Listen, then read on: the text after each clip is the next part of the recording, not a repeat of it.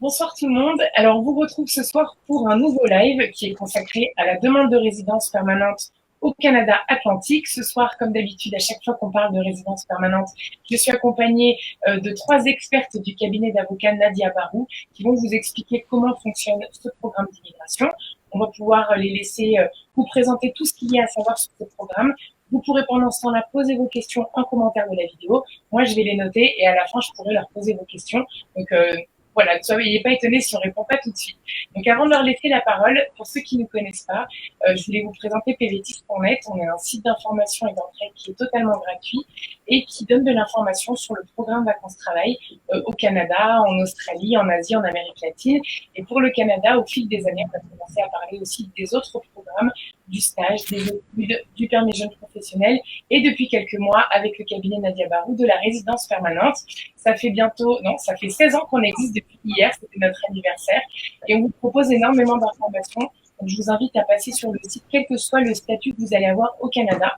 On vous propose notamment un guide des PVTistes au Canada qui est gratuit au format PDF que vous pouvez télécharger dans l'onglet Info pratique.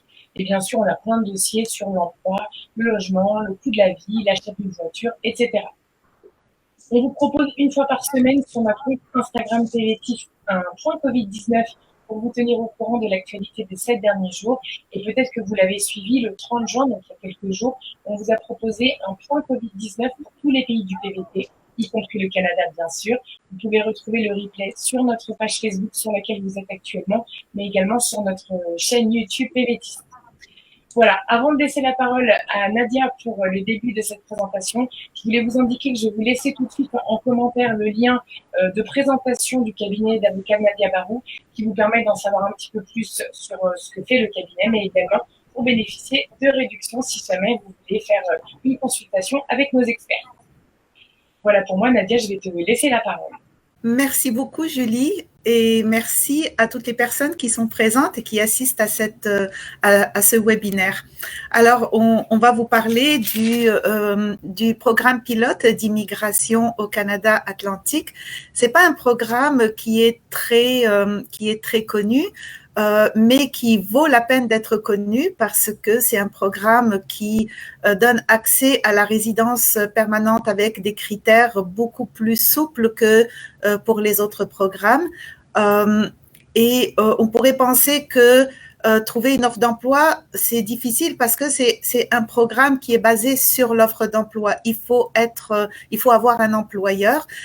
Vous allez voir au cours de la présentation qu'il y a une liste d'employeurs désignés pour les 4 provinces qui forment le Canada Atlantique et que c'est pas très difficile de se trouver un emploi et de pouvoir appliquer à ce programme.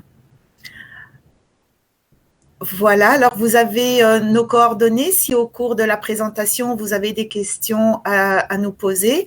Si vous avez aussi des situations spécifiques, vous pouvez nous écrire, ça va nous faire plaisir de vous répondre. Alors, je vais vous dire le sommaire, ce qu'on va voir au cours de la présentation.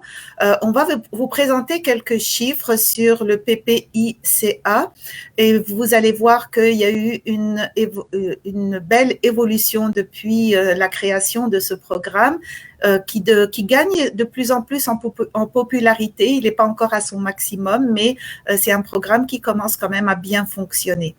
On va vous expliquer aussi ce qu'est ce programme et pourquoi choisir ce programme pour s'établir au Canada. On va vous mettre au courant des dernières nouvelles et surtout celles qui sont relatives à cette période de Covid. Donc, il y a eu quelques restrictions par rapport à la Covid. Ensuite, on va vous détailler les 3 volets qui constituent ce programme. On va vous montrer la liste des employeurs et on va vous expliquer aussi comment appliquer auprès de ces employeurs. Et bien sûr, on va vous expliquer aussi la marche à suivre pour pouvoir appliquer via ce programme. Et finalement, on répondra à vos questions. Voilà. Alors, je pense qu'on va laisser la parole à Aurore maintenant. Alors, là, on va aborder juste quelques chiffres pour vous présenter un petit peu ce programme. Donc, vous pouvez voir que c'est un programme qui est assez récent. En 2017, le nombre de places offertes au total était de 2000. Il y avait malheureusement peu de postulants à l'époque, puisque ce programme était peu connu. Vous voyez que sur les 2000 places qui étaient proposées, 85 seulement ont été pourvues. Et petit à petit, ce programme a gagné en popularité. De plus en plus de gens ont commencé à postuler et certaines provinces ont même dépassé leur seuil, leur seuil de places, en fait, des places qui étaient pourvues. Et puis, donc, les dernières données que nous avons datent de 2020, où on voit qu'il y avait en tout 5000 places qui étaient proposées pour ce programme. Donc, si on prend un petit peu les données de 2019, on peut voir que sur les 9019 demandes reçues par IRCC, 6124 ont été approuvées et 5590 personnes se sont finalement installées dans les provinces du Canada atlantique. Alors, comme on le disait tout à l'heure, comme le soulignait Maître Barou, ce programme d'immigration atlantique fonctionne avec une offre d'emploi. Alors, il existe des employeurs désignés pour pouvoir vous embaucher et ces employeurs sont répartis en différents secteurs. Le plus important, ça va être les services d'hébergement et de restauration qui représentent 35% des employeurs désignés.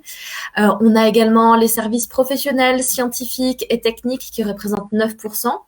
À égalité avec ça, on a tout ce qui est soins de santé et assistance sociale qui représente 9% également des employeurs. Puis viennent les secteurs manufacturiers avec 8%, les commerces de détail 7% et les transports et entreposages 6%. D'autres domaines sont représentés mais sont moins importants. Au niveau des offres d'emploi de la CNP qui sont proposées aux nouveaux arrivants avec ce programme, on voit que la vente et le service c'est ce secteur qui propose le plus d'offres d'emploi, avec un nombre de 1101 offres disponibles. Puis viennent tout ce qui est métier, transport, machinerie et domaines apparentés, où on peut observer qu'il y a 406 offres d'emploi. Viennent après ça la gestion, puis le secteur des affaires, finances et administration, et enfin fabrication et services d'utilité publique. Alors, je vais pas vous détailler ce tableau, mais simplement pour vous montrer que c'est un programme qui gagne en popularité et que, en fonction de vos domaines de compétences, de vos secteurs de métier, vous pourriez être susceptible d'intéresser des employeurs là-bas. Et voilà, donc vous avez un petit peu une liste de codes CNP avec le pourcentage que ça représente dans les différentes provinces. Donc voilà, comme cette présentation en live, vous pourrez regarder cette slide un peu plus en profondeur et voir si jamais ça peut vous intéresser. Et au niveau des chiffres, on va terminer avec les revenus moyens auto-déclarés par les demandeurs principaux de ces programmes et qui vivent au Canada atlantique. Donc voilà, ça peut vous donner une idée approximative d'un salaire annuel brut si vous partez là-bas. Je vais maintenant laisser la parole à Nadia qui va vous expliquer ce qu'est ce programme et pourquoi le choisir. Merci beaucoup, Aurore. Donc, vous vous posez la question pourquoi choisir ce programme et en quoi consiste ce programme. Alors, d'abord, comme l'a dit Aurore, c'est un programme qui est très récent. Donc, il a été lancé le 6 mars 2017 et il est prolongé jusqu'au 31 décembre 2021. Puis, on s'attend bien sûr à ce que ça soit encore reconduit. C'est basé sur une offre d'emploi. Donc, pour être éligible à ce programme, il faut avoir un employeur qui vous soutient dans votre démarche et qui vous fait une offre d'emploi. Ce programme concerne 4 provinces atlantiques, donc l'île du Prince-Édouard, le Nouveau-Brunswick, la Nouvelle-Écosse et Terre-Neuve et Labrador. Alors, pourquoi choisir ce programme? Pour plusieurs raisons. D'abord, les délais de traitement sont très rapides, donc c'est environ 6 mois.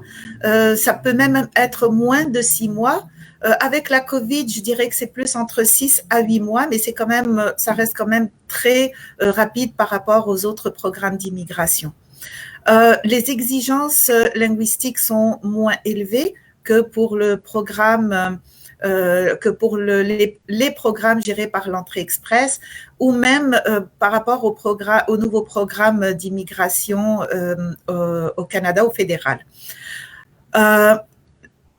Il y a moyen aussi d'avoir un permis de travail pendant le traitement de la résidence permanente. Donc, même si vous êtes à l'extérieur du Canada et que vous avez l'appui d'un employeur, vous pouvez avoir un permis de travail fermé, bien sûr, pour pouvoir commencer à travailler pour cet employeur. Et c'est un permis de travail sans étude d'impact sur le marché du travail.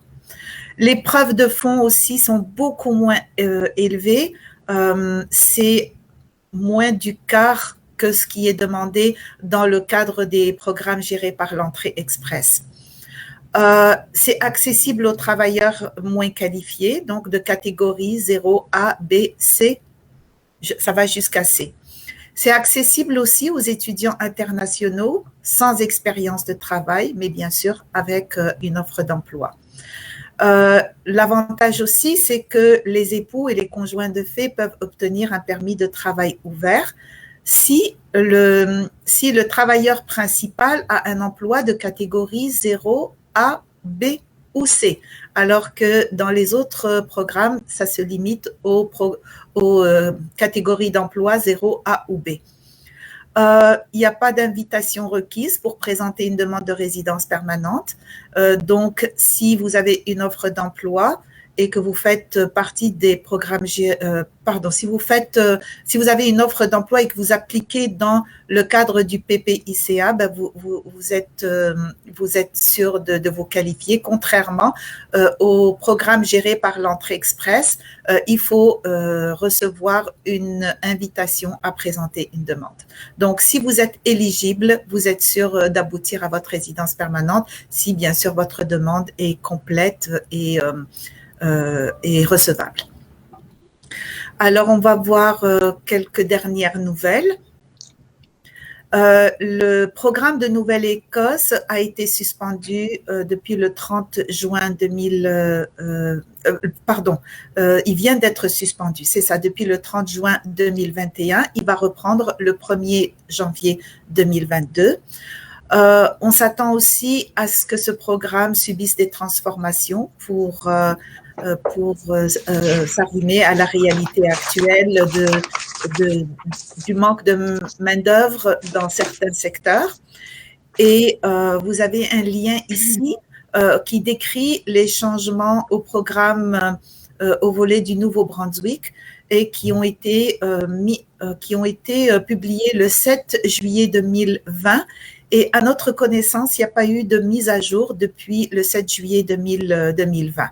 Alors, je vais laisser la parole à Ying pour vous parler un peu plus en détail de ces programmes-là.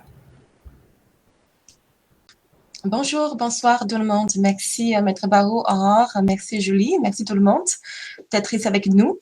Comme mes collègues vous ont expliqué, le programme PPICA, programme pilote d'immigration Canada-Atlantique, c'est vraiment employer-driven, donc c'est vraiment axé sur l'employeur.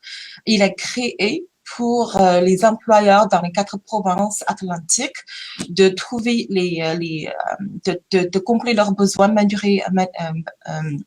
leurs besoins au niveau de travailleurs.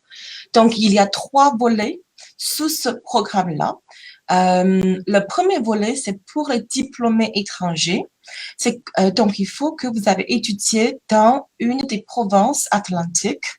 Il faut que vous avez une offre d'emploi. Il faut que l'offre d'emploi doit être à temps plein, une durée minimum 1 an, pas saisonnier. On n'a pas besoin d'un travail pour être qualifié en tant que diplômé étranger pour ce volet-là. Le deuxième volet, c'est pour les travailleurs hautement qualifiés. Ça veut dire que vous avez un travail qualifié, 0, A ou B de la code CNP, au moins 1 année. Ça pourrait être à temps plein ou bien ça pourrait être temps partiel. Ça pourrait être continué ou bien discontinué, mais il faut qu'il soit dans une profession. Ça veut dire que vous pouvez avoir travaillé avec plusieurs employeurs, discontinué de façon discontinuée, mais il faut qu'il soit dans le même poste. Si vous avez travaillé comme cuisinier, vous avez changé 3 fois l'employeur, c'est correct. Mais si vous avez travaillé comme cuisinier, que vous avez travaillé 6 mois comme cuisinier, vous avez travaillé 6 mois comme agent administratif. Et donc là, on n'est pas qualifié pour pour ce volet-là. Vous devez aussi avoir une offre d'emploi qui dure au moins une année permanent dans niveau 0A ou B de la code CNB, dans plein non saisonnier. Pour le troisième volet, c'est pour les personnes qui ont de l'expérience de travail moins qualifiée, au niveau C.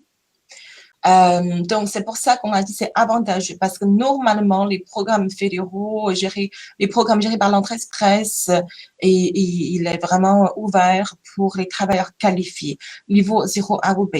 Mais sous ce programme-là, le programme Atlantique, si vous avez 12 mois dans un travail au niveau C, vous pourriez être éligible également. Donc, on va passer à... Voilà. Il y a certaines exigences communes dans tous les 3 volets. Il faut que vous ayez un niveau 4, soit en anglais ou bien en français. C'est vraiment, c'est même pas B1, c'est moins de B1, mais c'est excusez-moi, NCLC 4. C'est un niveau 4, c'est vraiment très, très minimum. On demande. Les tests reconnus par ce programme sont IELTS General Training, CELPIP General Training, TEF Canada et TCF Canada. Ce sont des 4 tests reconnus par l'entrée express également. Et les tests doivent être faits dans moins de 2 ans. Ça veut dire quand vous présentez votre présence permanente, le test doit être toujours valide. Vous devez démontrer que vous avez les fonds requis pour être qualifié sous ces programmes, sauf si vous êtes à l'emploi au Canada avec un permis de travail valide. Et comme Maître Barrault a mentionné tout à l'heure, les preuves de fonds sont vraiment, c'est un quart avec ce qu'on a demandé pour les programmes gérés par l'entrée express. On va regarder un peu plus détaillé tout à l'heure. Il y a une autre condition commune pour tous les 3 volets, c'est on doit absolument avoir une offre d'emploi éligible d'un employeur désigné. Il faut qu'il soit un employeur désigné. On ne peut pas demander peu importe qui, de vous faire une offre d'emploi. Donc, qu'est-ce que ça veut dire l'emploi désigné? Comment on va le trouver? On va expliquer plus tard. Il faut qu'il soit un emploi désigné dans une des 4 provinces. Et l'offre d'emploi doit être à temps plein, 30 heures minimum, non saisonnier. Il doit être au moins 12 mois payé, bien sûr. Et vous devez respecter les conditions d'accès à la profession. Par exemple, si vous voudrez postuler pour les gens qui travaillent dans technologie informatique. Donc, souvent, ils demandent si vous avez un diplôme, vous avez l'expérience de travail. Donc, il faut qu'on puisse démontrer, on répondait à la condition d'accès à la profession déterminée pour la profession, pour la code CNB. C'est très, très important. Il faut vérifier. Donc, on a parlé tout à l'heure la condition, le niveau de compétences linguistiques. Il faut juste niveau 4. Vous voyez ici, niveau 4. Donc, IELTS, c'est 4.5. TEF 145, 180, c'est vraiment pas très très difficile. Il faut juste bien préparer. Je pense que si vous êtes francophone, vous êtes anglophone, c'est très facile à l'avoir. Même si vous n'êtes pas francophone, vous n'êtes pas anglophone, apprendre, préparer et suivre les cours préparatifs, c'est beaucoup plus facile d'avoir CLP4 que CLP7 à mon avis. C'est vraiment un programme très très intéressant. Voilà, donc on a parlé aussi des preuves de fonds. Donc, le preuve de fonds a été mis à jour hier. Comme vous le savez peut-être, l'immigration évolue tellement, il change vraiment quotidiennement. Donc, hier, ils ont augmenté les seuils, les fonds requis pour l'entrée express et aussi pour ce programme-là. Donc, si vous êtes une personne, présentement, vous devez démontrer que vous avez au moins 3 303 $ pour être qualifié. Contrairement au Land Express, si vous êtes une personne, vous devez démontrer que vous avez 13 203 $. Vous voyez, c'est vraiment un quart des fonds demandés par Land Express. Même, vous devez inclure vous-même, votre époux, conjoint de fait, l'enfant à charge, les enfants à charge de votre conjoint, de votre époux, dans le calcul de la taille de la famille. Même s'ils sont résidents permanents canadiens, même s'ils ne viennent pas avec nous, avec vous, vous devez les prendre en compte pour le calcul de la taille de votre famille. Mais, comme on l'a mentionné tout à l'heure, si vous travaillez déjà au Canada, on n'est pas obligé à démontrer les fonds suffisants. OK? Des fois, quand on a une grande famille, c'est quand même un peu difficile. Mais si vous êtes déjà à l'emploi, c'est correct. Vous n'avez pas besoin de démontrer les fonds suffisants pour cela. La suite. OK. Je laisse la parole à Maître Barou. Merci beaucoup, Ying. Alors, moi, je vais commencer par vous parler du volet diplômé. Donc, c'est le programme des diplômés étrangers du Canada Atlantique. Alors, on va d'abord voir les conditions d'admissibilité. Il faut, pour appliquer dans ce programme à titre de diplômé, il faut avoir vécu dans la province de l'Atlantique où se trouve l'établissement d'enseignement pendant au moins 16 mois au cours des 2 années qui précèdent l'obtention du grade ou du diplôme ou du titre de compétence. Il faut bien sûr avoir respecté les exigences en matière d'études, donc avoir étudié toujours avec des autorisations valides, donc un permis d'études valide. Il faut avoir une offre d'emploi éligible de catégorie 0, A, B ou C de la CNP. Et il n'y a pas besoin de démontrer une expérience de travail. Alors, les exigences en matière d'études sont les suivantes. Il faut avoir obtenu un diplôme, un certificat ou un titre de compétence postsecondaire d'une durée minimum de 2 ans dans un établissement reconnu et subventionné par l'État dans une province atlantique. Il faut avoir effectué ses études à temps plein durant toute la durée du cursus. Alors, on fait une exception pour la dernière session. Si la dernière session n'est pas à temps plein, mais que ce sont les derniers cours que vous devez compléter pour avoir votre diplôme, donc on fait une exception de temps plein pour la dernière session. Il faut avoir complété ses études dans les 24 mois qui précèdent l'envoi de la demande et la réception par le gouvernement. Il faut avoir maintenu un statut valide durant toute la durée des études. Les cours de français ou d'anglais langue seconde et les cours qui ont été suivis à distance ne peuvent pas représenter plus de la moitié du programme d'études ou du programme de formation. Alors, vous avez ici la liste des établissements désignés pour le Canada Atlantique. Donc, vous en avez par province et c'est seulement ces établissements qui sont admissibles. Vous ne pouvez pas, si vous avez étudié dans un autre établissement que ceux qui sont dans cette liste, vous n'êtes pas admissible au programme des diplômés étrangers du Canada Atlantique. Voilà, donc je vais laisser la parole à Aurore. Donc moi, je vais enchaîner avec les 2 volets travailleurs donc du programme Canada Atlantique. Le premier, c'est pour les travailleurs hautement qualifiés. Alors, une expérience de travail d'au minimum 1 an, soit 1560 heures, est requise dans les 3 dernières années. Et donc, cet emploi doit être de catégorie 0, A ou B de la CNP. Donc, temps plein, c'est du 30 heures minimum par semaine, mais vous avez aussi possibilité de cumuler cette expérience à temps partiel. L'essentiel étant, dans ces cas-là, d'arriver à 1560 heures pour pouvoir postuler.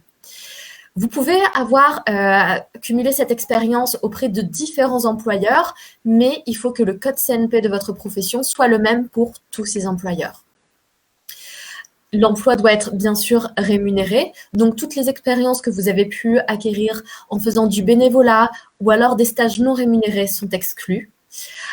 Les activités de travailleurs autonomes, auto-entrepreneurs, tous, voilà, lorsque vous êtes à votre compte, c'est exclu, ça ne compte pas. Et votre expérience de travail peut avoir été faite soit au Canada ou alors ailleurs, ou les deux. Donc voilà, que ce soit à l'étranger ou au Canada, toute expérience de travail salarié compte. Vous devez également avoir obtenu un certificat, un grade ou un diplôme d'études secondaires ou postsecondaires canadien d'un établissement reconnu, ou alors un certificat, un grade ou un diplôme étranger équivalent. Alors attention, lorsqu'il s'agit de diplômes étrangers, vous devez dans tous les cas obtenir un rapport d'évaluation des diplômes d'études d'une organisation reconnue. Et donc, ce rapport doit avoir tout au plus 5 ans et il est requis lors de l'envoi de votre demande de résidence permanente. Et enfin, l'offre d'emploi qui est dans tous les cas nécessaire dans tous les programmes pour les travailleurs hautement qualifiés, elle doit être de catégorie 0, A ou B de la CNP. En ce qui concerne les travailleurs qualifiés intermédiaires, là encore, il faut une expérience de travail de minimum 1 an, donc 1560 heures, qui a été accumulée dans les 3 dernières années et dans la catégorie C de la CNP. Donc vraiment, là, c'est que la catégorie C de la CNP qui est concernée pour avoir obtenu cette expérience de travail. Donc, comme tout à l'heure, vous pouvez aussi bien avoir accumulé cette expérience en faisant un travail à temps plein, donc au minimum 30 heures par semaine, mais également à temps partiel, l'essentiel étant d'atteindre les 1560 heures.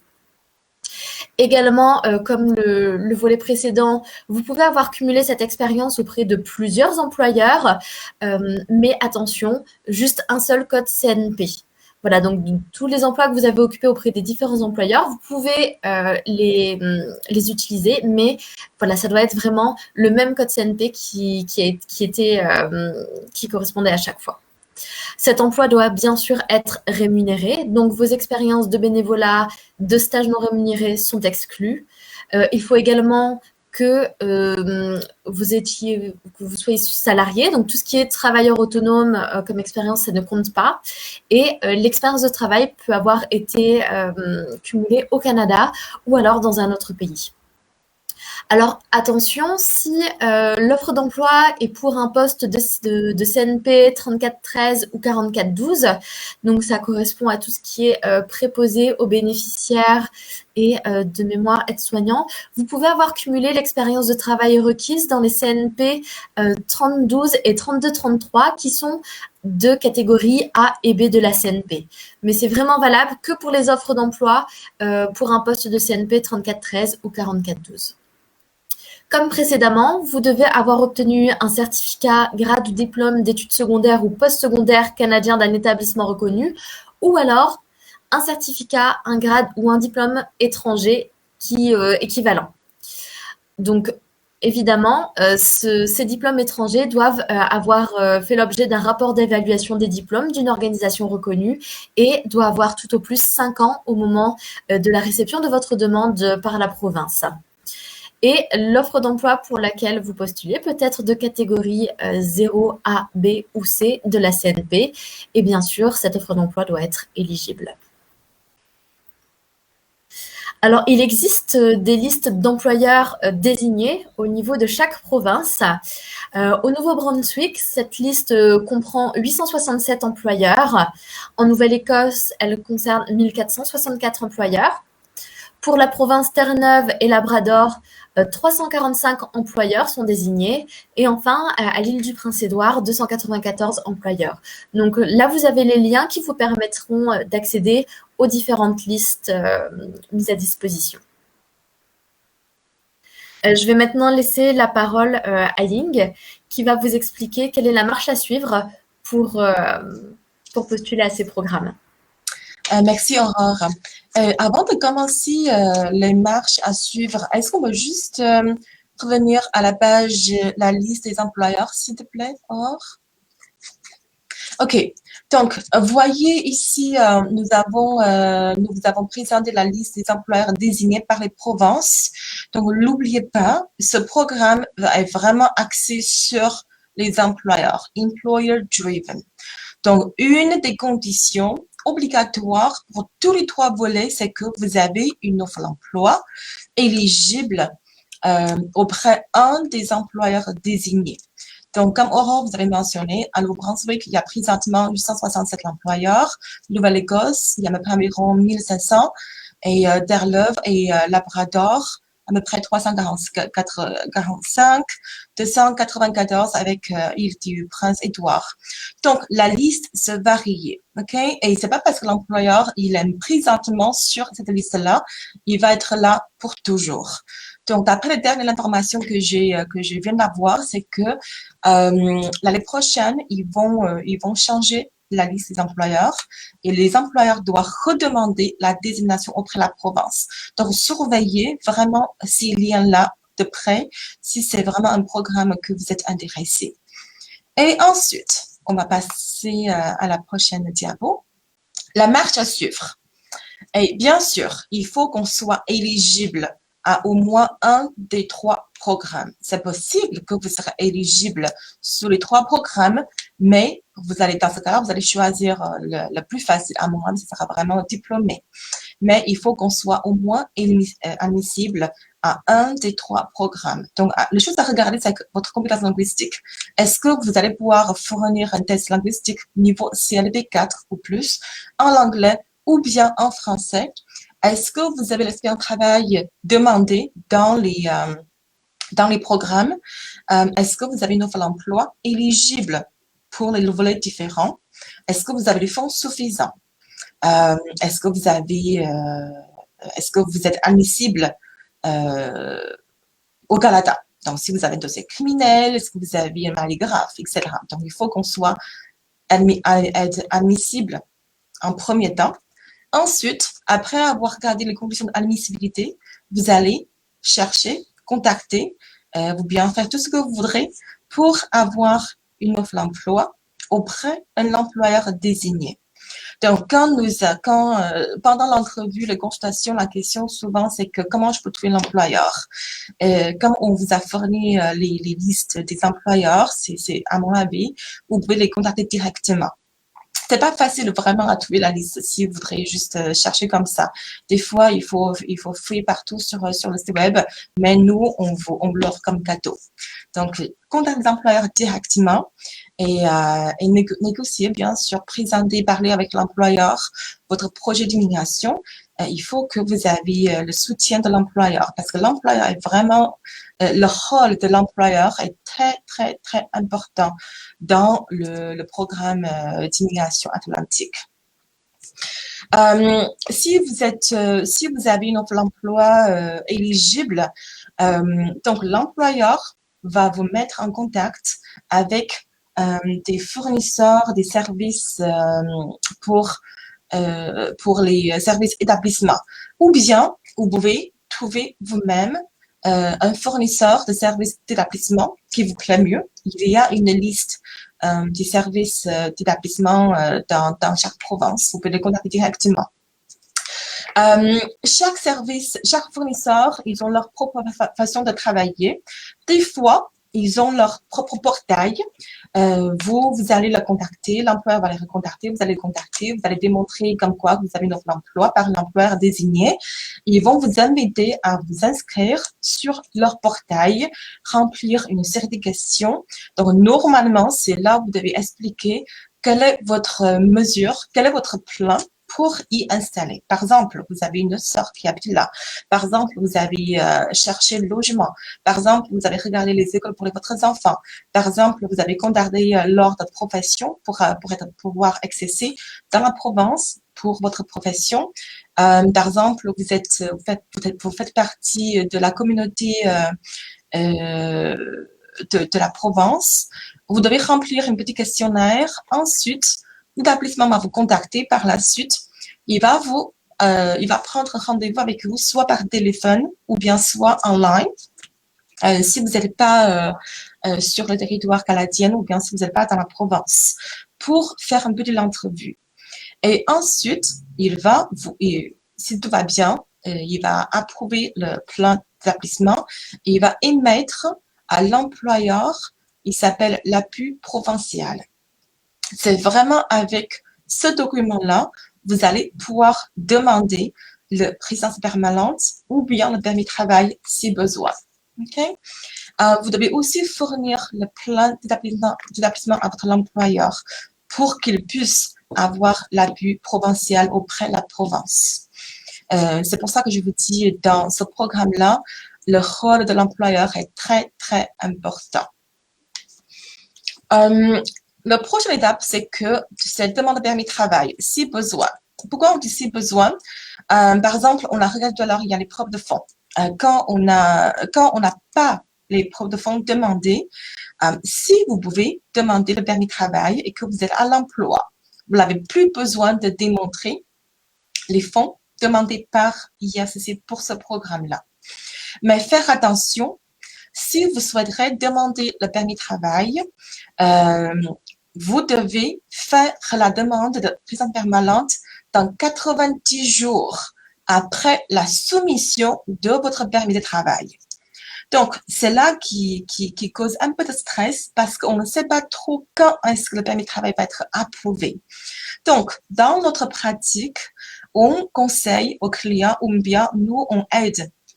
On écrit dans la demande de permis de travail l'urgence d'avoir ce permis pour qu'on puisse présenter la demande de résidence permanente dans 90 jours après la soumission. Le permis de travail, c'est fait en ligne seulement. On ne peut pas le faire à la frontière. Mais de toute façon, maintenant, on ne peut pas faire la demande à la frontière. Mais avant la COVID, il y a le permis de travail qu'on peut le demander en arrivant à l'aéroport. Mais ce permis-là, c'est pas possible. Comment on demande le permis de travail? Donc, il faut que votre employeur soumette une offre d'emploi via leur portail de l'employeur, payer $230. Dans la demande, dans la soumission de l'offre d'emploi, l'employeur doit indiquer C18 comme la code exemption de EIMT. Il doit payer $230, vous fournir le propre paiement, le numéro d'offre d'emploi.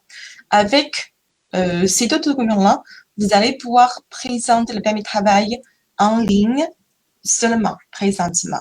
Okay? Dans votre permis de travail, vous devez obligatoirement fournir l'offre d'emploi, lettre d'appui de l'employeur, aussi le test linguistique, démontrer que vous avez au moins CNV4, et aussi l'équivalent de diplôme. Vous voyez, normalement, quand on présente une demande de permis de travail, on ne demande pas un test linguistique, on ne demande pas les diplômes. C'est pas l'élément obligatoire. Mais pour cette demande-là, c'est obligatoire. Si vous ne le fournissez pas, la demande va être refusée. OK? Une fois vous avez votre permis de travail, vous allez pouvoir venir ici travailler avec l'employeur en attendant de la demande de résidence permanente. Donc, présentement, je vois dans le chat box, il y a des gens qui demandent des lettres de traitement. Donc, présentement, les demandes de permis de travail, surtout avec une offre d'emploi, c'est assez rapide, c'est quelques semaines. Mais il ne faut pas prendre pour acquis. Il faut préparer un dossier vraiment bien solide dans votre demande incluant l'urgence de la demande. Et pour la demande de résidence permanente, avant avril, on peut la présenter seulement par papier au bureau, au centre du traitement à Nouvelle-Écosse, à Sydney. Mais depuis, je crois que c'est le 8 ou bien 9 avril 2021, JRCC, ils ont créé un portail pour envoyer la demande en ligne. Donc, je préfère qu'il soit envoyé en ligne, mais bien sûr, ça dépend de votre, c'est votre choix en fait. Dans la demande permanente, on doit inclure encore une fois. C'est comme toutes les demandes permanentes, on doit inclure les formulaires demandés pour une demande RB, le 008, 5069, 5406, le nombre de la famille, déclaration, et aussi test linguistique, lettre de l'employeur, une offre, il y a un formulaire particulier que vous devez absolument inclure. C'est un engagement signé par l'employeur et vous. Dans le formulaire, vous allez déclarer l'intention est de rester dans la province avec ce employeur-là. Okay? Faire attention, c'est vraiment une déclaration officielle que vous faites avec immigration. Faire attention à ça. Et la demande de résidence permanente va être traitée dans à peu près entre 6 à 8 mois. L'entrée express, si vous avez assisté à notre webinaire sur l'entrée express, je l'appelle la voie royale. Mais cela, moi, je pense que c'est aussi une voie royale. Et c'est très rapide, même si pendant la COVID, parce qu'on sait, ils savent qu'il y a un besoin de l'employeur, que vous allez travailler immédiatement en arrivant. Donc, ils traitent le dossier en prioritaire. C'est vraiment magnifique, ce programme-là. Ensuite, voilà les questions fréquentes.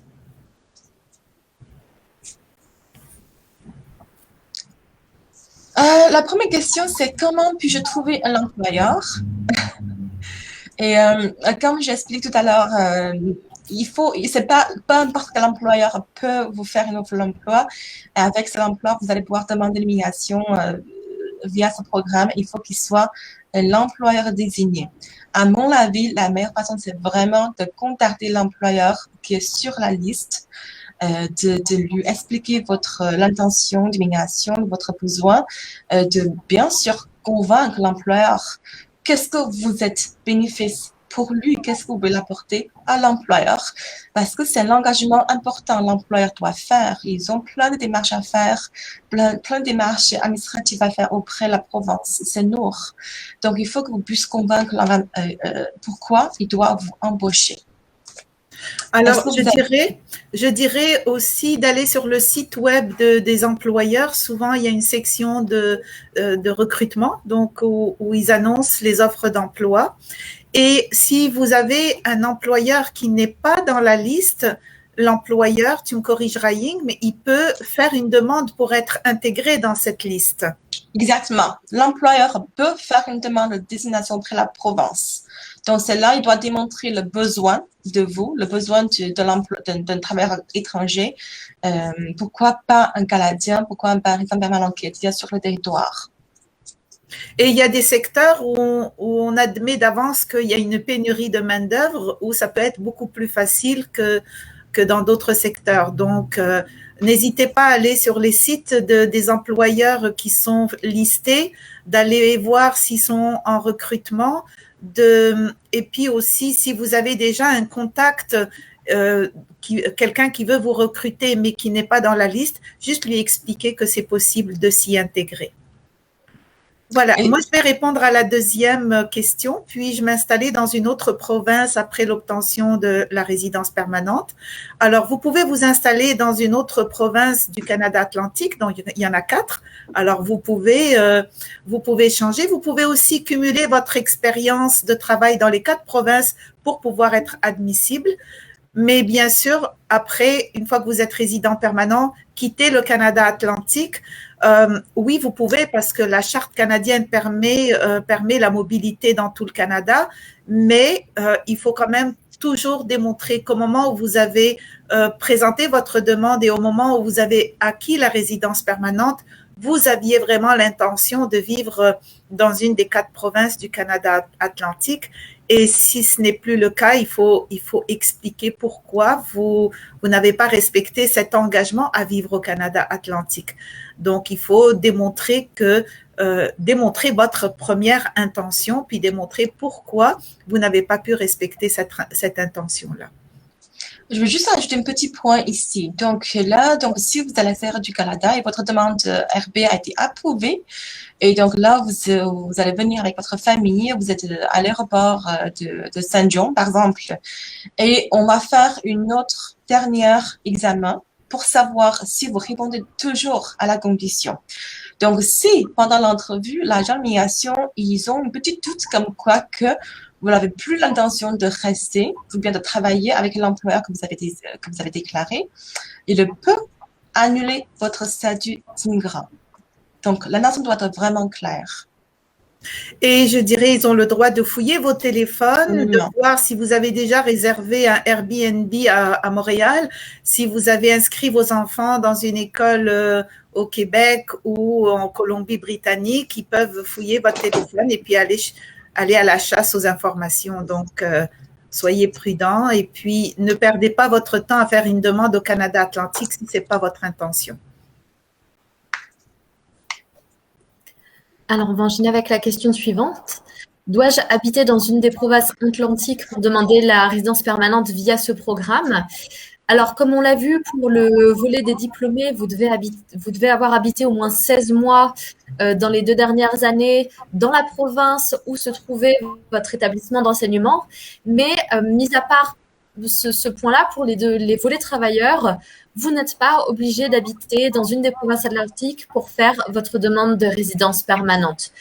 Comme on l'a dit, l'expérience de travail en plus peut avoir été acquise au Canada ou ailleurs. Vous pouvez donc être aussi bien dans une autre province du Canada qu'à l'extérieur à partir du moment où après vous réunissez tous les critères d'admissibilité.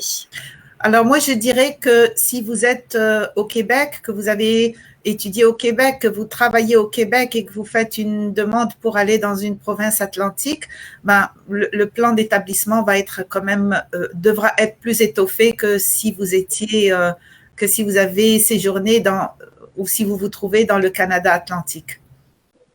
L'essentiel dans ces cas-là étant de rassembler le maximum de preuves pertinentes d'intention d'installation hors du Québec. C'est possible, ça se fait, mais il faut vraiment bien monter votre dossier et convaincre l'agent. Absolument. Quels sont les délais de traitement des demandes? Donc, je vois, il y a quelqu'un qui a posé la question, donc j'attire votre attention, le délai de traitement. Donc, pour avoir l'être établi de la province, c'est vraiment, vraiment très rapide. Ça dépend, encore une fois, comment l'employeur, l'employé va réagir, bien sûr. Mais en principe, si tout va bien, ça veut dire si tout le monde réagit rapidement, le plan d'établissement peut être fait dans 1 ou 2 jours. Vraiment très rapide. Ensuite, le permis de travail, c'est quelques semaines. Et la demande RB, après avoir présenté bien sûr une demande complète, n'oubliez pas, il faut qu'il soit une demande complète. C'est à peu près environ 6 à 8 mois, présentement. Ça pourrait être plus vite, ça pourrait être un peu plus lent. Tout dépend de beaucoup de facteurs, bien sûr. OK, ensuite, pour les 2 volets de travailleurs, les diplômes obtenus à l'extérieur du Canada sont admissibles. Ils sont admissibles si vous allez faire évaluer. Donc, comme on l'a regardé tout à l'heure, les critères, il faut que vous ayez un diplôme secondaire minimum. Donc, vous devez faire évaluer votre diplôme. Si c'est reconnu pour un diplôme canadien équivalent secondaire, oui, vous pouvez le faire. Mais il faut absolument une évaluation par une des agences reconnues par IGRC. Il y a 7 agences en tout partout, présentement, au Canada. Et attention, il faut que cette évaluation date tout au plus de 5 ans à l'envoi de votre demande et à la réception de votre demande par la province. Ying, juste une petite parenthèse, est-ce que cette limite de 5 ans, ça vaut aussi pour les programmes gérés par l'entrée express? Absolument, oui. Oui. Mm-hmm. Et dernière question, dois-je passer un test de langue si j'ai étudié en anglais et ou en français? Oui, absolument, le test de langue est obligatoire. C'est un document qui est requis dans votre demande. Donc, on a tout à l'heure évoqué les différents tests possibles. Donc, IELTS, c'est General Training, CELPIP General Training, TEF Canada et TCF Canada. Et donc, le niveau requis est de NCLC 4 minimum, qui est vraiment facile à atteindre. Si vous vous préparez correctement, il n'y a aucune raison que vous échouez à ce test. Donc, voilà pour les questions fréquentes. Voilà. Je voudrais juste faire une petite parenthèse pour les employeurs. Les employeurs qui sont dans ces listes sont ouverts déjà à recruter des travailleurs étrangers. Donc, ça sera plus facile de les aborder et d'aboutir à une offre d'emploi que via certains sites de recrutement ou certaines agences de recrutement. Donc, vraiment, n'hésitez pas, même si vous n'êtes pas au Canada, n'hésitez pas à avoir recours à ces listes d'employeurs. Très bien. Je vous les ai partagés en commentaire. Au début, les liens étaient un peu longs, donc ça n'a pas marché. Je les ai modifiés. Normalement, ça remarche. C'est des liens qui commencent par bit.ly. Donc, si vous voyez pas ça, c'est que c'est pas les bons liens. Mais si vous voyez ça, c'est qu'ils sont à jour et ça fonctionne. Alors, on a reçu des questions, mesdames, hein, vous vous en doutez, il y en a toujours pour vous. Alors, les premières, comme ça, après, on ne parle plus du Québec. Il y a eu plusieurs questions à ce niveau-là. Ayant un permis de travail temporaire au Québec, est-ce que je peux accéder à ce programme? Voilà, je voulais faire une parenthèse, ce sera plus simple. Alors, comme on l'a dit tout à l'heure, mais tu me compléteras. Vous pouvez bien sûr postuler pour ces programmes si vous êtes au Québec. Par contre, ce qui va être problématique, c'est d'arriver à convaincre l'agent de votre intention de partir du Québec et de vous installer dans ces provinces. Donc pour ça, il va falloir réunir des preuves pertinentes. Alors, la liste, on peut vous donner une liste qui est bien sûr non exhaustive, elle s'adapte à chacun et vous pouvez la compléter, mais ça peut être donc vous avez bien sûr l'offre d'emploi exigible, mais ça peut être un bail que vous avez signé, une propriété que vous avez achetée, ça peut être des échanges avec des agents immobiliers, des échanges avec des institutions bancaires, l'ouverture d'un compte bancaire dans une de ces provinces. Ça peut être également des échanges avec des écoles pour vos enfants, des candidatures, par exemple, de votre conjoint pour des offres d'emploi là-bas, des voyages exploratoires dont vous aurez gardé les preuves, donc les billets d'avion, les preuves de passage en voiture, les preuves de location d'Airbnb ou de réservation d'hôtel. Donc, vraiment, il y a tout un tas d'éléments que vous pouvez mettre à partir du moment où, bien sûr, ils sont pertinents pour prouver votre intention de vous installer hors du Québec et d'aller dans une de ces 4 provinces atlantiques. Alors, moi, j'ajouterais, si vous êtes au Québec et que vous avez un permis de travail ouvert, commencez à travailler pour l'employeur en question. Et si vous avez un permis de travail fermé, faites une mobilité francophone si l'emploi est qualifié. Si l'emploi n'est pas qualifié, expliquez-le dans votre lettre que vous n'avez pas d'autre moyen d'y aller et que l'employeur ne veut pas s'engager dans une IMT. Mais si vous avez un permis ouvert, vous n'allez pas avoir de crédibilité si vous avez un permis ouvert et que vous n'y êtes pas déjà. Ou si vous avez un permis fermé et que vous n'avez pas tenté une mobilité francophone si l'offre d'emploi est pour un emploi qualifié. Absolument. C'est vraiment, vraiment ça, Maître Barou. C'est vraiment le point essentiel dans les situations différentes. Parce que comme on a expliqué tout à l'heure, l'employeur et le rôle de l'employeur est très, très important. Il doit être convaincu que vous allez vraiment travailler avec lui pendant une certaine durée et que le fait de vous embaucher, de faire toutes les démarches, ils vont pas se ramasser comme sans employé après quelques semaines, bien quelques mois. Donc, si vous pouvez démontrer les efforts que vous avez faits, travailler avec lui déjà ou bien expliquer-lui comment je peux travailler avec vous immédiatement. Ça démontre déjà votre volonté et c'est vraiment une très, très bonne idée. Très bien. Et toujours, alors pas forcément pour le Québec, j'ai une question pour le Québec et l'autre, c'était pas précisé. Il y en a qui ont déjà lancé une demande de résidence permanente. C'est un peu la même problématique. Du coup, est-ce qu'on peut lancer une autre demande de résidence permanente? Ben, si l'intention est vraiment d'aller vivre dans les provinces atlantiques, où ça vaut la peine d'annuler sa demande de résidence permanente pour le Québec et puis d'en faire une autre d'en faire une autre dans les provinces atlantiques. Oui, mais c'est aussi où est-ce que vous êtes rendu dans votre demande du Québec. N'oubliez pas, c'est une nouvelle demande que vous devez préparer de A à Z, des linguistiques.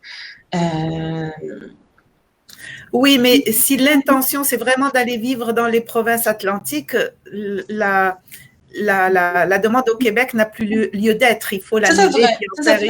C'est l'intention, oui, c'est vrai. Alors, si vous n'êtes pas encore vraiment décidé et que vous voulez juste tenter l'expérience hors Québec, bah, vous pouvez laisser votre demande courir et puis aller faire votre expérience hors Québec, puis après vous déciderez.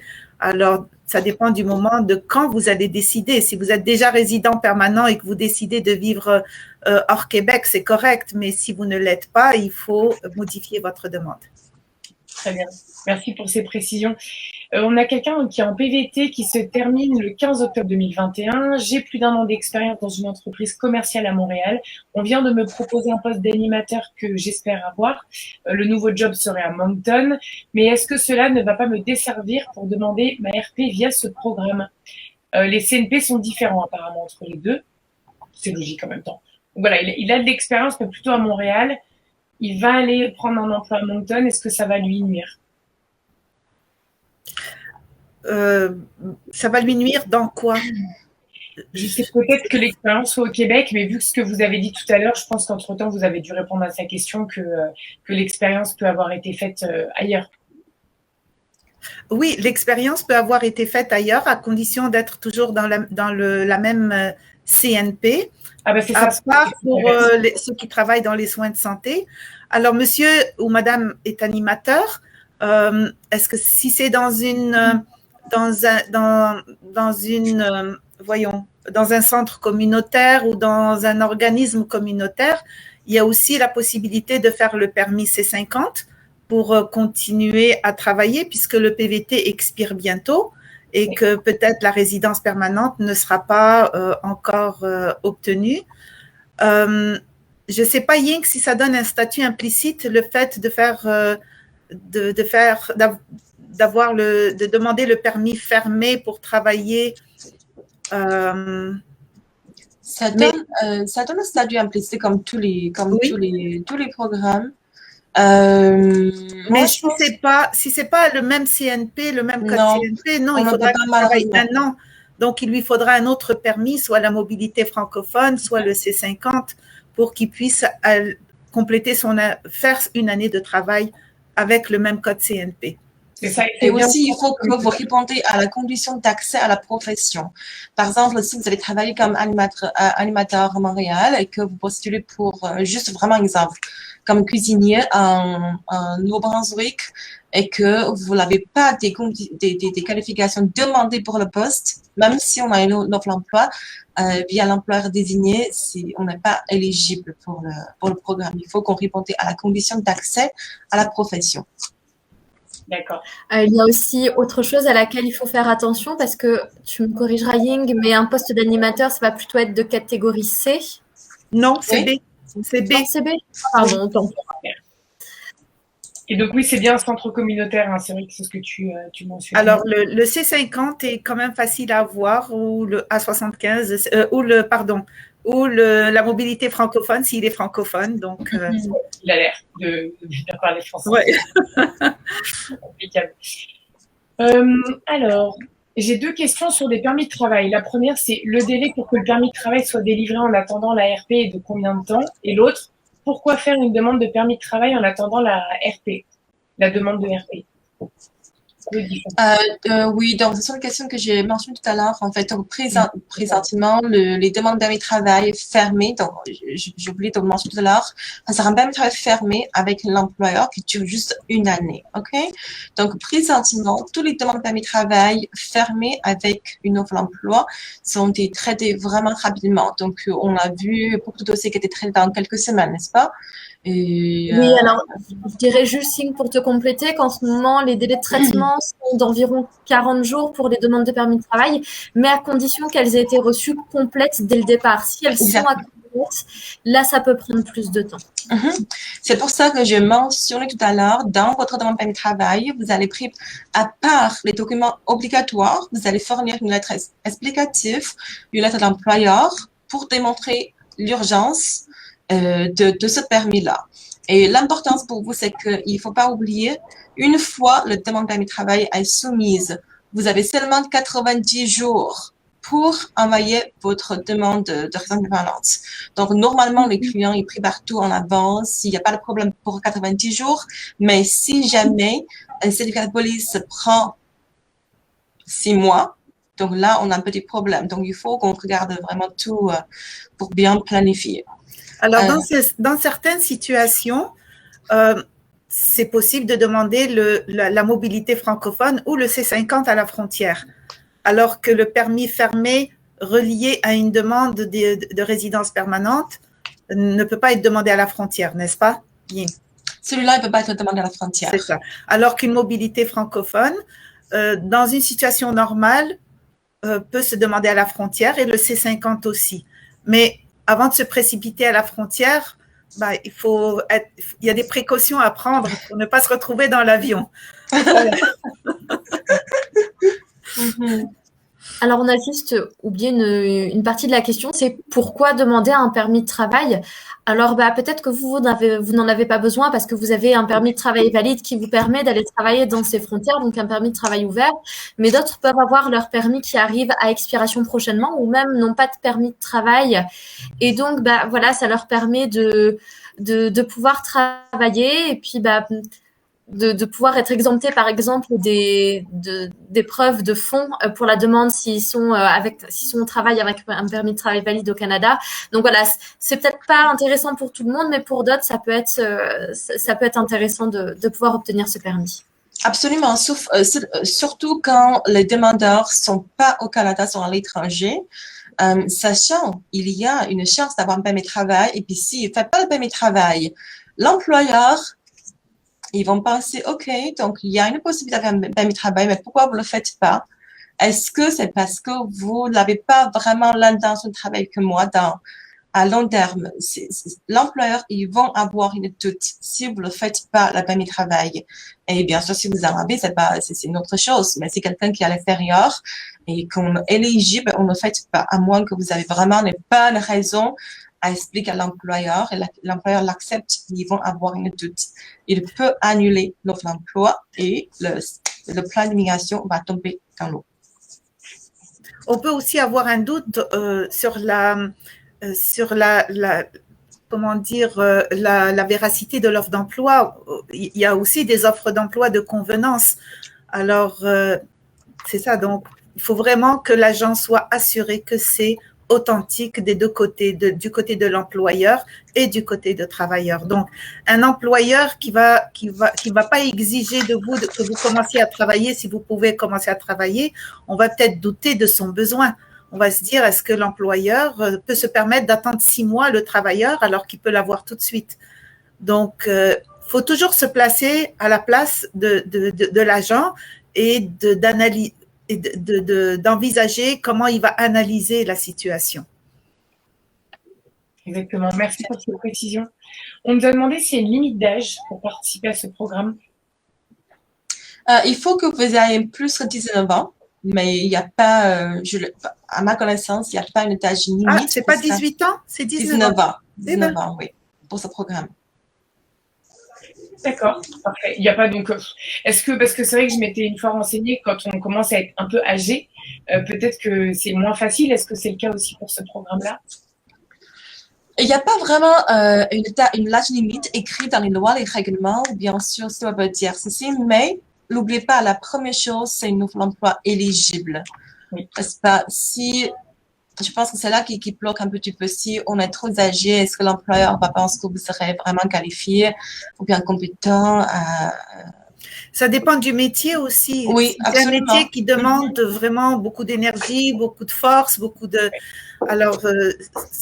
qui demande quelqu'un de jeune et de vigoureux. à moins que vous soyez un vieux vigoureux et en pleine forme, il faut le démontrer.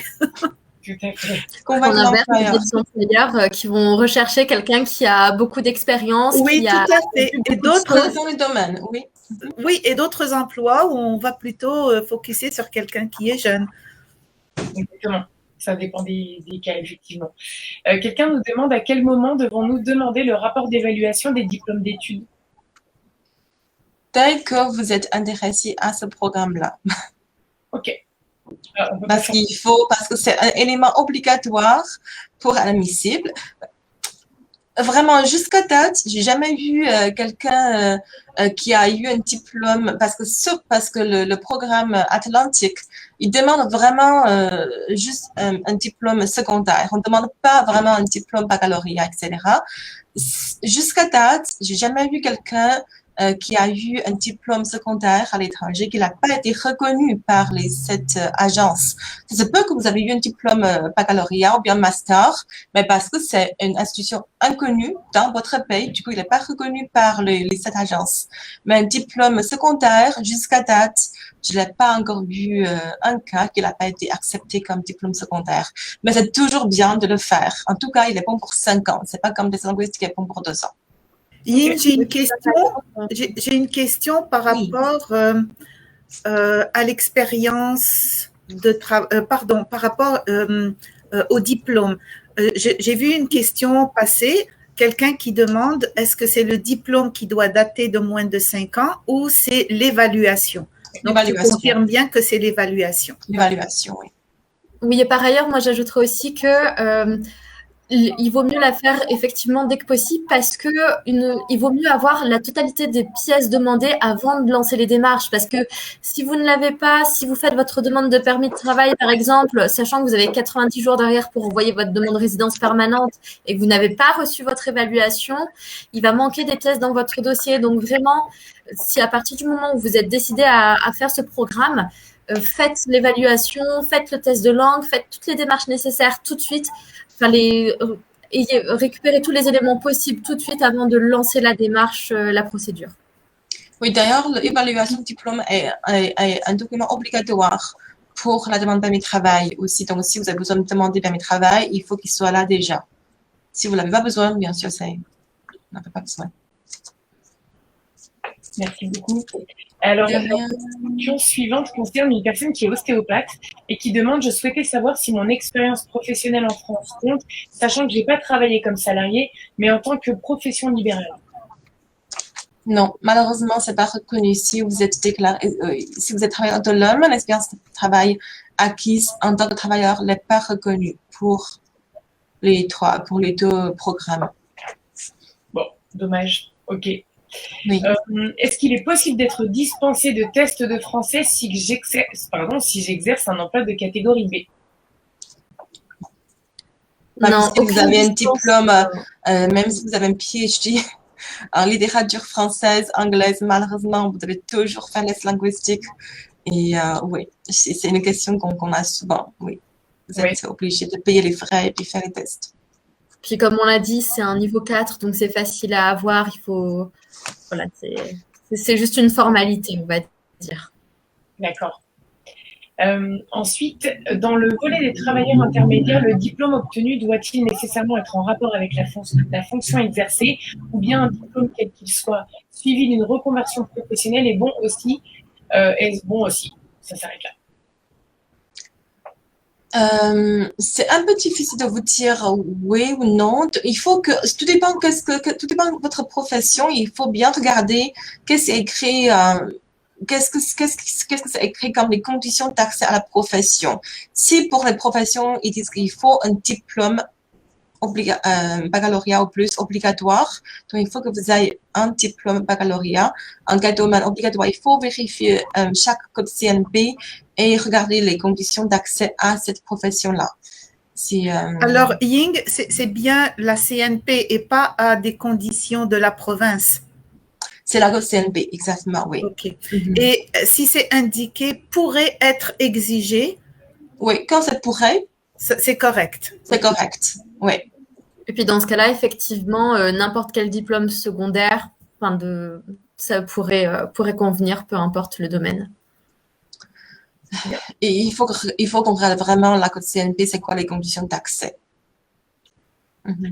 Très bien, merci. Il y a quelqu'un qui me demande, je regardais dans votre PowerPoint, mais je ne l'ai pas trouvé. Elle dit, vous avez parlé de 7 services ou institutions pour faire les équivalences de diplômes. Est-ce que vous pouvez nous partager la liste?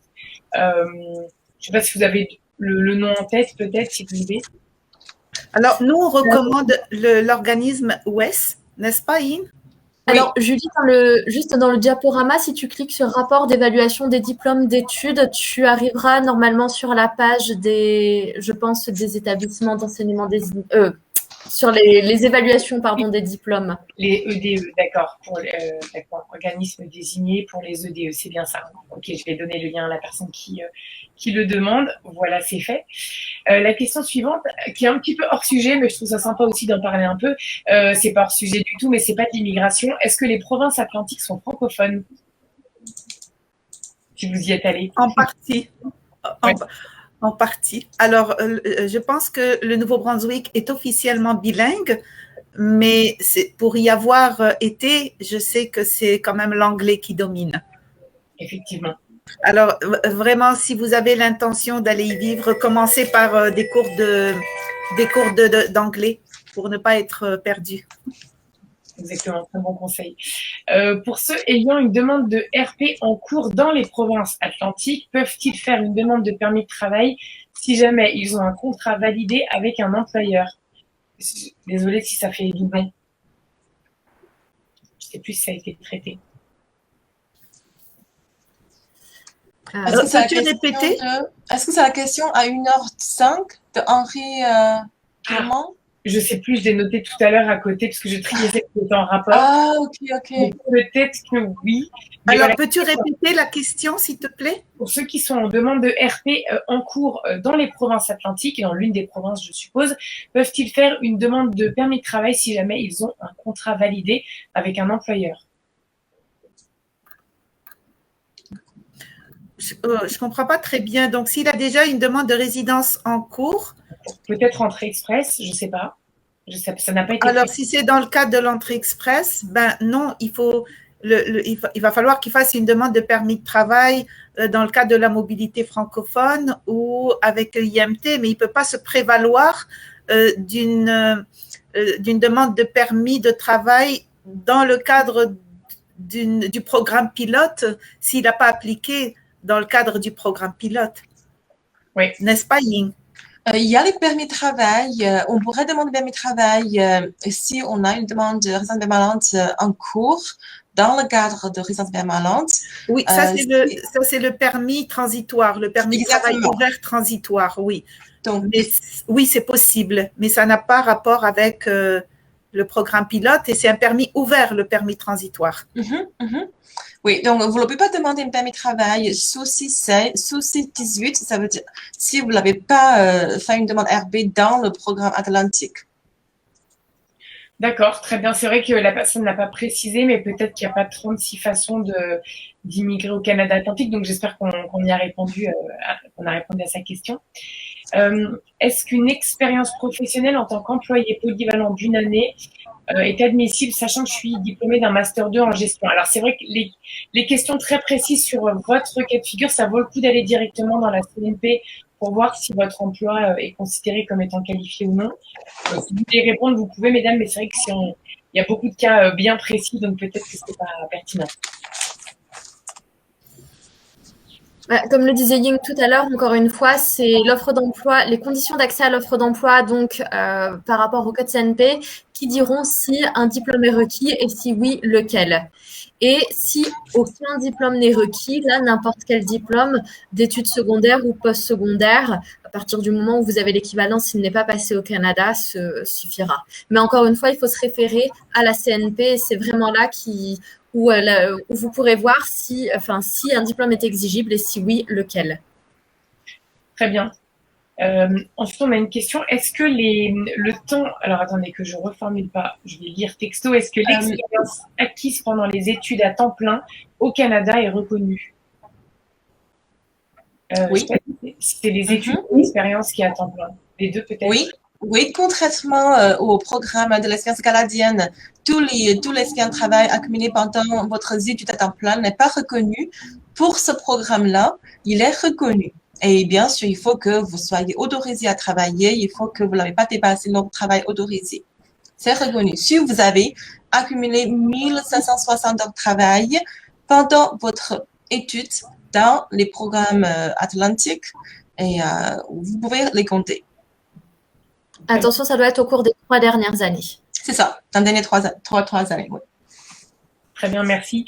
Comment passer le test de langue française ou anglaise si nous n'avons pas les institutions françaises ou anglaises, nous qui vivons dans un endroit où il n'y a pas ces instituts? J'ai pas compris ta question. Oh, ce sont des gens qui n'ont pas de centre pour passer les tests de langue à l'endroit où ils vivent. Donc, alors malheureusement, il faut voyager pour faire ce test de langue et il y en a beaucoup qui doivent voyager. Il y en a qui doivent changer même de pays pour aller passer les tests de langue, mais ils sont obligatoires et on peut pas passer outre. D'accord. Très bien. Autre question, alors, bon, ça c'est un petit peu plus précis. Oh, attendez, j'ai coupé ton micro. Hop là, comme ça. Du coup, autre question. Bon, c'est un petit peu au-delà du sujet du soir, mais combien de temps il faut prévoir entre la résidence permanente et la demande de citoyenneté canadienne? C'est vrai que ça peut intéresser certaines personnes qui nous écoutent ce soir. Alors, pour demander une citoyenneté canadienne, il faut avoir vécu au Canada 3 ans au cours des 5 années qui précèdent la demande de citoyenneté. Le temps passé avant la résidence permanente compte pour moitié, mais pour un maximum d'1 année. Donc, si quelqu'un a passé 5 ans au Canada avant d'être résident permanent, on va lui donner juste 1 année. Si quelqu'un a passé 1 an, il va avoir 6 mois de crédit. Et en plus, après, il faut compléter et arriver à 3 ans de séjour au Canada dans les 5 années qui précèdent la demande de citoyenneté. Alors, avant le gouvernement Harper, on pouvait juste démontrer une intention de vivre au Canada, même si on n'avait pas passé les 3 ans sur 5. On pouvait dire, j'ai pas passé les 3 ans sur 5 parce que je pouvais pas, mais en fait, j'avais l'intention et ça pouvait passer. Mais depuis le gouvernement de Harper, j'ai pas la date exacte, il faut vraiment passer physiquement 3 ans sur 5 au Canada pour pouvoir demander une citoyenneté canadienne, à part quelques rares exceptions comme des gens qui travaillent, les fonctionnaires canadiens qui travaillent dans une ambassade ou un consulat canadien en dehors du Canada, sont considérés être au Canada. Mais à part cette exception, puis une autre exception qui concerne les militaires qui sont en déplacement pour le travail, à part ces exceptions-là, il faut vraiment avoir passé 3 ans sur 5 au Canada.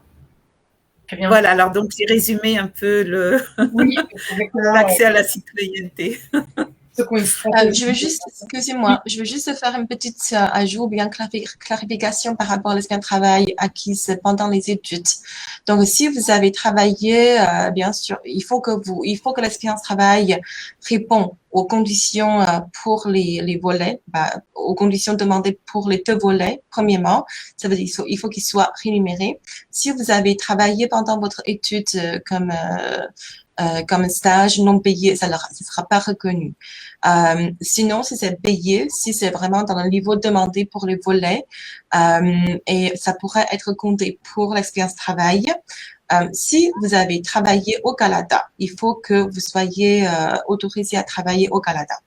C'est ce que je vais bien ajouter. Très bien, merci beaucoup Ying. Il y a un futur PVTiste qui a obtenu un BTS et qui pense entamer les démarches de reconnaissance de son diplôme dès son arrivée au Canada.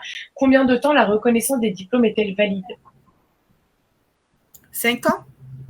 5 ans. 5 ans. Ok, super. Ça lui laisse le temps effectivement de faire son PVT et d'enchaîner ensuite. On nous demande des tests de langue étant obligatoires. Faut-il passer les 2, anglais et français, ou est-ce qu'un seul des 2 est suffisant? Un seul des 2. Ok, super.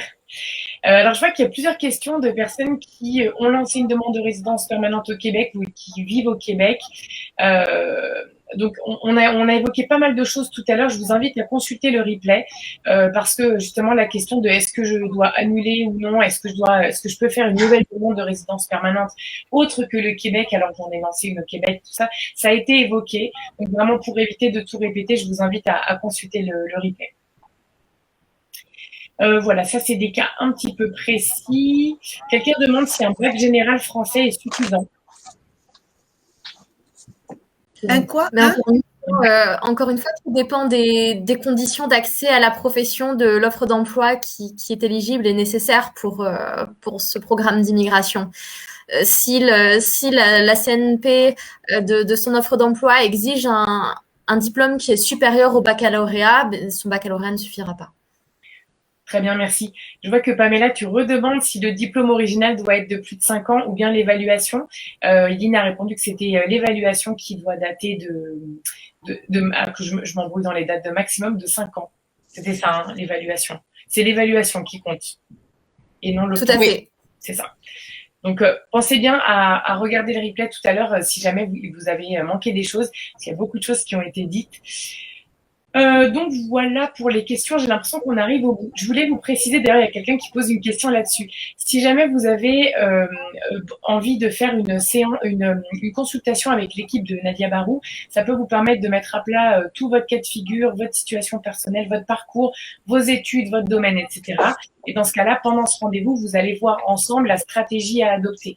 Vous pouvez également passer par le cabinet Nadia Barou pour un accompagnement plus long, pour faire toutes vos démarches de demande de résidence permanente. Dans les deux cas, je vous ai mis tout à l'heure un lien, mais je vais vous le remettre là à la fin. Vous pouvez bénéficier d'une réduction sur les services du cabinet Nadia Barou via pvtis.net dans notre article qui s'appelle « Faut-il se faire aider pour immigrer au Canada ?» Je vais vous remettre le lien. Mais comme je le dis à chaque fois, pour certaines personnes, ça peut être bien de faire ces démarches tout seul. Pour d'autres, surtout ceux qui sont perdus dans les démarches ou qui comprennent pas bien les subtilités des différents programmes, ça peut vraiment être intéressant de faire un rendez-vous qui va durer environ 1 heure, 1 heure et demie. Je crois qu'il n'y a pas vraiment de limite, mais dans la limite du raisonnable, pour faire un point avec des experts qui connaissent à peu près tout et qui vont vous donner des réponses très claires, les plus à jour possibles et qui correspondent surtout à votre situation personnelle, parce que je pense que les réponses varient en fonction des cas de figure, bien évidemment. Voilà, donc là, je regarde. Je pense qu'on a terminé avec les questions. Donc, je pense que je vais vous libérer en vous remerciant beaucoup pour toutes les informations que vous avez données encore ce soir. On vous retrouvera certainement à la rentrée pour d'autres séances d'information. Tout à l'heure, je vous ai mis en commentaire les lives des précédents, les replays des précédents lives qu'on a fait ensemble avec le cabinet Nadia Barou sur la résidence permanente au Québec, en dehors du Québec via Entrée Express, les nouveaux programmes d'immigration en 2021, tout ce qu'il faut savoir sur le permis d'études au Canada, les différents permis de travail au Canada et également comment rester au Canada après un PVT. Tout ça, vous pouvez le retrouver sur notre chaîne YouTube PVTiste, dans la chaîne Canada. Vous pouvez regarder, entre autres vidéos qui peuvent vous intéresser. Vous retrouverez tous ces replays très intéressants. Voilà, donc encore une fois, merci à tous et puis bonne soirée à votre équipe et puis à tous ceux qui nous ont suivis de partout dans le monde, j'ai l'impression. Merci, Jessie. À bientôt. Merci beaucoup, Julie. Merci tout le monde. Au revoir.